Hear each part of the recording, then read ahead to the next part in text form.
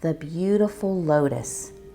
Today I share about the lotus to lay out a model, a blueprint for thriving. As I mentioned, all of its amazing qualities, I invite you to see the symbolism as attributes you can replicate in your daily life. Lotus flowers are one of the most prominent tokens in Eastern cultures. In Hinduism and Buddhism, they're considered the most sacred flower.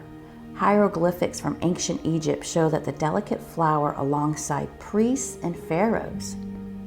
Statues of Buddhist monks often include a lotus flower.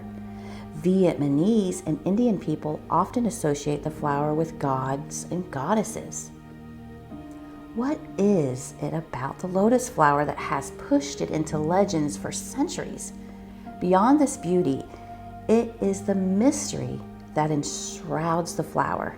The question surrounds its survival. To understand, we must first explore the details of the lotus flower.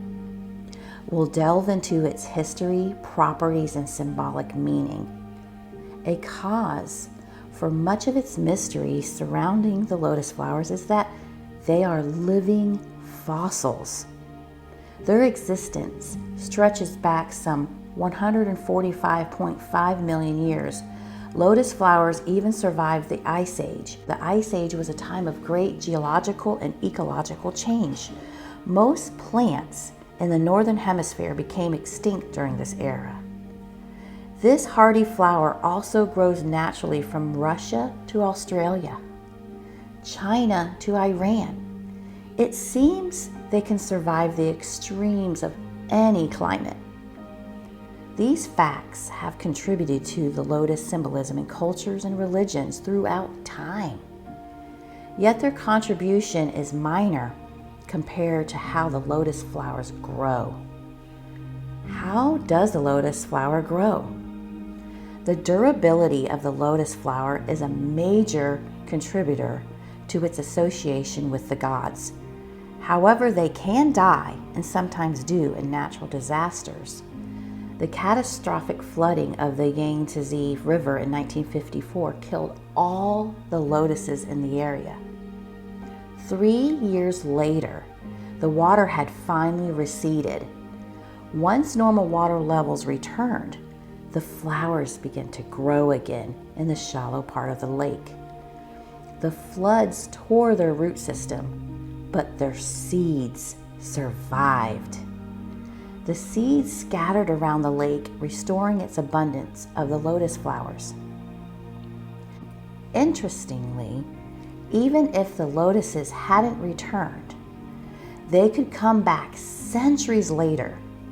Their seeds can survive for thousands of years without water. Lotus flowers appear most prominently in wetlands and usually grow in mud, but they are also very adaptive to their local environments. They can survive under ice as long as their roots remain in the water or mud. On the other extreme, they can tolerate scorching sun and often bloom when others can't tolerate the heat. They, like the clay looms, though they can survive in different types of soil across a variety of regions, lotus flowers are also known to be resistant to pollution and can even purify the water they grow in. In other words, they don't mind an acidic or dirty environment.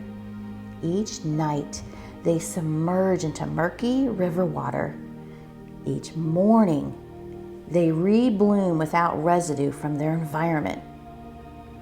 Lotus flower symbolism in legends and religions come from all that I just mentioned, and it's clear to see why.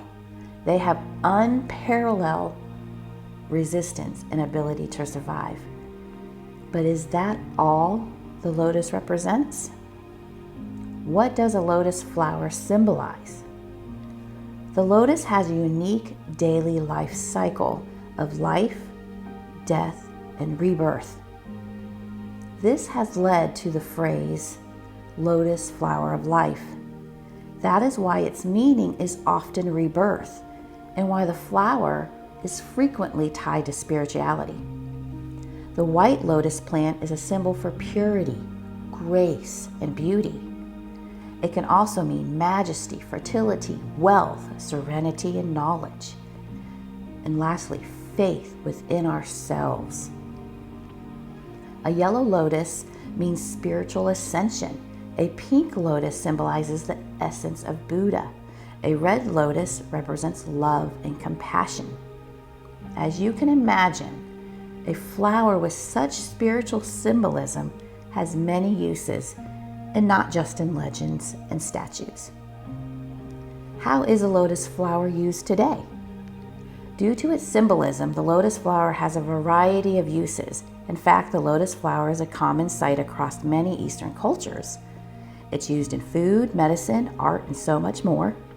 The most common use for a lotus is ornamental, of course. However, the roots are sweet and fragrant, as well as rich in starch and vitamins. You can eat them raw, cooked into soups, brewed into teas, blended into salads, dried, preserved, and even powdered. Other parts of the lotus plant are also edible. Petals of the lotus are often used to create unique flavors for meat and congee, an Asian rice porridge. The lotus leaves and nuts are often used for weight loss and blood pressure tea, as well as other medicines. Other uses for the lotus flower, roots, petals, nuts, and seeds include cosmetics, environmentally friendly packaging material, and raw material for textiles. With all its uses, the lotus isn't seen too frequently in the Western world, but that doesn't mean you can't grow it here. Or in the case of why I'm even sharing all of this with you today. I share this to you to let its meaning grow deep inside you metaphorically, to inspire you and remind you of everything you're made of and everything you can accomplish. I encourage you to bloom in whatever environment you find yourself. Remove the excuses that you pull from your environment to feed that story that self-sabotages you. Rewrite the thoughts you allow to echo in your mind and reprogram the beliefs that your heart reads to you daily. Like the lotus, let yesterday fade away and flourish in the gift of what it has been reborn today. And that gift is you in the present.